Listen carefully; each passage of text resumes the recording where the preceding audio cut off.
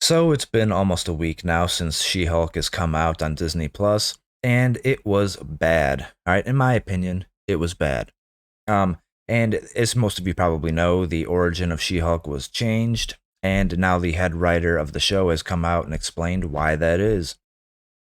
She-Hulk head writer Jessica Gao explains decision to update Jennifer Walters' origin, reveals complete misunderstanding of original Marvel comic. In yet another example of the fact that Marvel Studios has long since stopped caring about treating its source material with any semblance of respect, She-Hulk attorney at law, head writer Jessica Gao, has revealed that the Jade Giantess origin story was altered for the Disney Plus series because she herself fundamentally misunderstood the character's original comic book introduction. Originally as written by Stan Lee in 1979's Savage She-Hulk number 1, Jennifer Walters gained her powers after being shot by a hitman who sought to prevent her from serving as the defense attorney for a small-time crook whose boss had framed him for murder, which sounds so much better than what we got.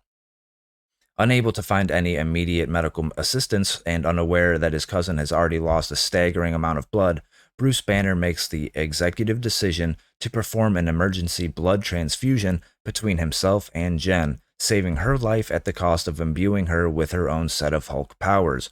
And as you see, here's a panel from the She-Hulk series, and here's Bruce tying off his arm before shooting up some heroin and then giving her a blood transfusion. I mean, this looks so much better than what we actually got in the show. However, in the Marvel Cinematic Universe, Jen's simplified origin sees her gain her abilities thanks to a single drop of Bruce Banner's blood splashing into one of her open wounds as she pulls her cousin from a spaceship-induced car wreck. And here's that. Yeah, she gets a little cut on her arm, pulling Bruce from the wreck, and then a little drop from his head drops into her arm, and she becomes She-Hulk. Great. With many fans confused as to why She-Hulk writers' room would swap Jen's harrowing original backstory for her new Bruce Bannerless and MCU canon-breaking origin, Gao recently revealed to Gizmodo's IO9 that the change was developed starting with a single edict from Marvel leadership. First, the head honchos at Marvel specifically didn't want it to be a mob hit. Why? Gao told the outlet's senior entertainment reporter, Germaine Lussier, it just didn't feel like it fit with everything. On a more personal level, Gao noted that she supported the origin change because for me, having watched this Bruce Banner, this Hulk, through all the years and all the different MCU movies, it just felt like we saw him be really tortured by this. This was not a gift, she argued. He really saw it as a curse. It forced him to not have any relationships. He spent several years like really, really tortured by it and not viewing it as a good thing, and it took him that long to get to a place where he can just accept it and learn to live with it. So to me, it didn't make any sense for that guy to then willingly give this curse to somebody that he cares about, the writer continued. His cousin, who he really loves, it just didn't seem right and true to the character, and it didn't make any sense to me, so I didn't want to do that. It's literally the source material. All right, he literally does this in the comics. He gives his blood to save her life. He was saving her life. He knew, yeah, there might be some consequences to doing this, but I have no other options. I need to do something right now. And that could have been like a cool dynamic between them. All right, he thinks like, oh man, I just gave her my Hulk powers. This could be really bad. But then, as we see in the show, she doesn't seem to be that affected by it. I mean, she is in full control when she goes into Hulk mode. She can do it apparently at any time she wants.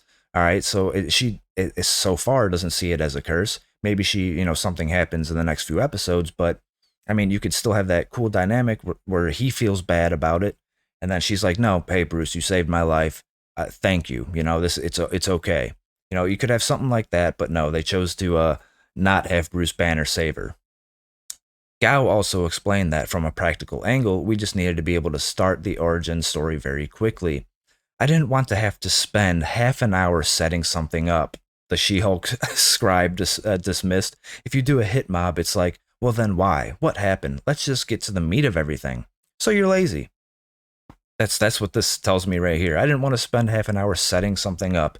So we'll just completely change it and jump right into the story. Oh my god. And also, the nature of making it an accident takes a lot of the pressure off of the guilt that Bruce would feel having given this to Jennifer, because in the show, we really see how she struggles with it and how she also, like him, doesn't really view it as a gift at first. She concluded. I mean, in the first episode, she really didn't seem to be fazed by it. So I think that would really change their dynamic if he was completely responsible and that he made the choice for her. He was saving her life, though. As asserted above, Gao's insight into her approach to She-Hulk's origin reveals the writer's own fundamental misunderstanding of both storytelling and the characters with whom she's been charged to handle. With Jen's close to bleeding out and left without any transportation or help, it's very clear that Bruce was motivated to perform the procedure solely out of desperation for Jen's life, possibly not even having the clear mind to realize the implications that the act may hold for his cousin, rather than some sort of desire to actively share his powers with her. Right. He needed to act out of desperation to save her life. Further, the mob hit angle would not need as complicated of a backstory as Gao asserts. At the onset of the series, Jen is already established as a working defense attorney. As such, it's not a stretch to imagine that she could be targeted by retribution for someone unhappy with her work, or, should the series have stuck with its original direction as a law procedural, someone seeking to prevent her from defending the abomination. Right, he's already in the series, he's already in the MCU, he's an established character. You could have done that. Such a scenario could also work with Gao's desire to avoid lingering on the shooter's character, as they could be presented as simply a crazed fanatic who is arrested immediately after fleeing the scene of the crime. With so many similar events having played out across both fiction and real life, it would be easy for audiences to understand the one-minded motivations of a financial would-be assassin, and thus also accept that such a character would not need a particularly deep exploration of their history.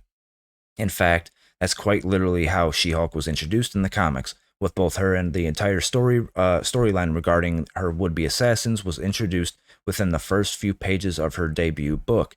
Yet despite the lack of deep exposition for every character who made an appearance, somehow readers were miraculously able to follow along with her story. And yeah, you see here, there's a hitman, shoots her, Bruce saves her, and takes her to wherever to give her the blood transfusion. Of course, such a handling of Shulky would have relied on anyone in the show's writer's room wanting to treat the series with even an ounce of gravity or respect. Instead, viewers are left with what has thus far shown itself to be nothing more than a CGI-heavy regurgitation of MCU cameos, pop feminist talking points, and absolutely abominable camera work. And yeah, it was very bad. That last fight scene, or if you want to call it a fight scene, in that courtroom was awful. Okay, there had to have been so much that was like cut out of that because the editing was terrible. But yeah, there was no need to change her origin story from having Bruce save her with a blood transfusion, other than we don't want to have a man save She-Hulk, Jennifer Walters. I mean, well, and I guess since she pretty much said that she's lazy and just didn't feel like setting anything up and just jump right into the story. But yeah, I can't wait to see where the rest of this series leads. So I'm sure I'll probably check out the next few episodes just for the laughs. But yeah, let me know what you guys think in the comments. Hit the like button, subscribe to the channel, and until next time, I'm out.